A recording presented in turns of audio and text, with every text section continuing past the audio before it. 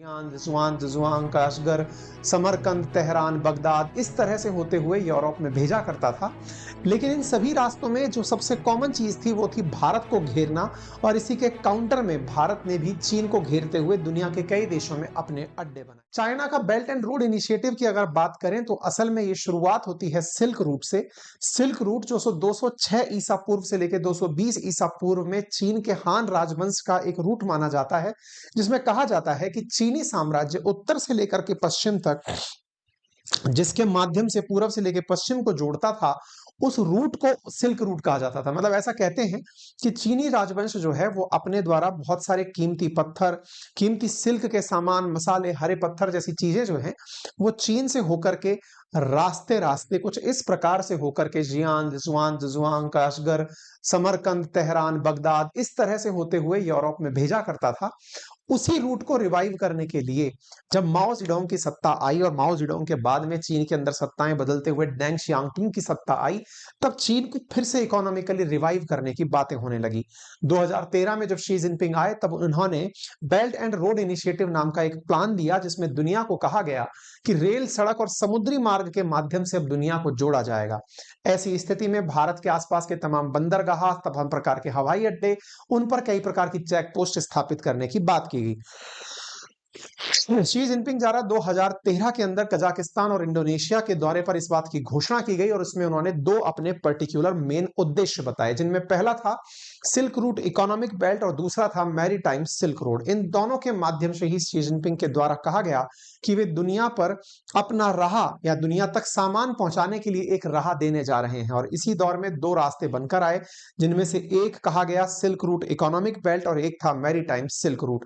इनमें से जो जो ये रूट था जिसको आप लोगों ने कहा कि सिल्क रूट इकोनॉमिक बेल्ट, ये रास्ता शुरू हो रहा था जमीन के माध्यम से, वहीं दूसरी तरफ मैरीटाइम सिल्क रूट जो है वो समुद्र के माध्यम से शुरू होता हुआ एक रास्ता दुनिया को सुझाया गया था।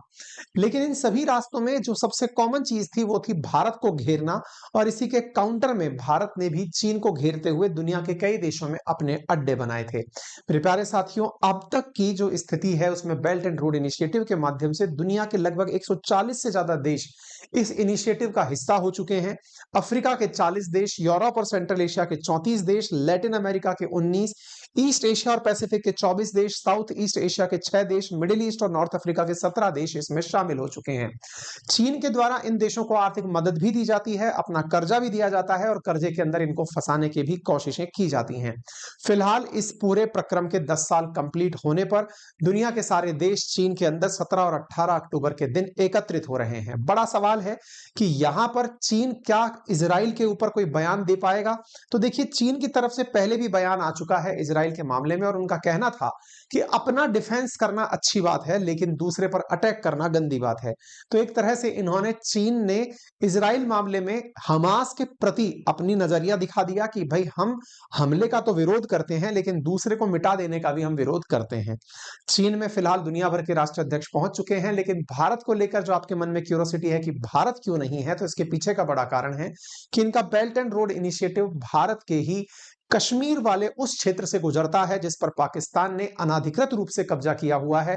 पाक ऑक्यूपाइड कश्मीर से होकर चाइना पाकिस्तान इकोनॉमिक कॉरिडोर गुजरता है, जिस कारण से भारत इसका विरोध करता है। दुनिया भर के विभिन्न राष्ट्राध्यक्ष यहां पर पहुंचे हैं, और इन्हीं राष्ट्राध्यक्षों के अंदर जो सबसे इंपॉर्टेंट है वो चीज क्या है कि जो भी राष्ट्र अभी तक अपने आप को कर्जे में पाते थे, चाहे नेपाल हो चाहे श्रीलंका हो, जो चीन के कारण बर्बादी के कगार पर पहुंचे थे, वो भी यहां पर फिर से हाजिर हुए हैं, इस उम्मीद में कि हो सकता है कि उन्हें कुछ मिल जाएगा। तालिबान तो बहुत कुछ लेने पहुंच गया है, सबको चौंका दिया है तालिबान ने बीआरआई रोड इनिशिएटिव के इस काम में पहुंच करके। ऐसा क्यों है? क्योंकि चीन के द्वारा बेल्ट एंड रोड इनिशिएटिव में तालिबान को आमंत्रित किया गया है।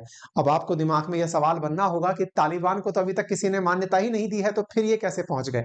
सोचकर देखिए, दुनिया के 130 देशों के इस समूह के अंदर तालिबान भी होगा, जो कि अपने आप में अफगानिस्तान का प्रतिनिधित्व करेगा। ऐसी स्थिति में बड़ा सवाल यह है कि चीन ने तालिबान को क्या मान्यता दे दी है? तो असल मायने में कहा गया है कि चाइना पाकिस्तान ने एग्री करके तालिबान को इनवाइट किया है। इसके पीछे का बड़ा कारण क्या है? चीन के द्वारा चीन के द्वारा तालिबान के जो खजाने हैं उनके ऊपर सबसे ज्यादा नजर रखी गई है, यानी कि एक प्रकार से जो माइनिंग कॉन्ट्रैक्ट है उस पर नजर रखी गई है। आपको याद होगा हमने आज से कुछ समय पहले एक सेशन किया था जिसमें बताया था कि अफगानिस्तान में लगभग 74 लाख करोड़ का खजाना माइंस में छिपा हुआ है, जिसे लेकर के चीन अपने द्वारा सारी कोशिशें उस तालिबान को अपने अंडर में करने की कर रहा है। इसी के चलते हुए शी जिनपिंग आने वाले समय में $1 ट्रिलियन के प्रोजेक्ट इसके माध्यम से अनाउंस कर सकते हैं, ऐसा लोगों का मानना है।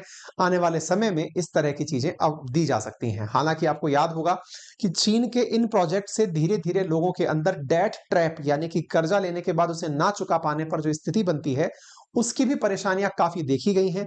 चाइना के अधिकांश देश जो इससे कर्जा लेकर बैठे थे वो सब कर्ज के जाल में फंस चुके हैं, अपने अपने हिस्सों को किसी ना किसी प्रकार से दे चुके हैं। लेकिन ऐसी स्थिति में भी चाइना के द्वारा इसका आयोजन किया जाना और उसमें पुतिन का पहुंच जाना लोगों का बड़ा ध्यान आकर्षित करता है। पुतिन G20 में हाजिर नहीं हुए थे, लेकिन वो इस इनिशिएटिव वाली जगह पर पहुंच गए हैं, इससे बड़े सवाल खड़े होते हैं। लेकिन यहां पर जानने योग्य बात होगी कि यहां पर भारत के पास पुतिन ना आने का बड़ा कारण था क्योंकि उसमें अमेरिका और उनके सहयोगी मित्र भी आए थे।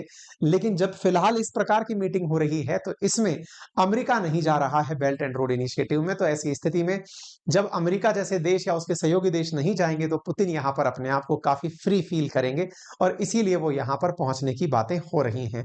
तो उम्मीद है कि चाइना के द्वारा किया जा रहा यह प्रयास आपको समझ में आ रहा होगा। पुतिन फिलहाल के लिए यहां पहुंच चुके हैं। दुनिया भर की जो नई डायनामिक्स बनेंगी उनकी चर्चाएं यहां पर होंगी। इंडिया को पहले भी 2017 और 19 में यहां बुलाया गया था, लेकिन भारत यहां पर हाजिर नहीं हुआ था। फिलहाल के लिए इंडिया फिर से इस जगह जाने से इनकार कर दिया है और तैयारी है हमारी कि आने वाले समय में हम भी दुनिया को इसका एक ऑल्टरनेट देंगे। फिलहाल के लिए इतना ही। अगर आपको ये जानकारी पसंद आई हो सभी साथियों से साझा करें। चैनल पर नए हैं तो सब्सक्राइब करें और हमारा फाउंडेशन बैच अगर अपनी पाठशाला ऐप पर ज्वाइन करना चाहते हैं तो मात्र 7500 में आपको उपलब्ध किया गया है कंप्लीट प्री प्लस मेंस का कोर्स। धन्यवाद।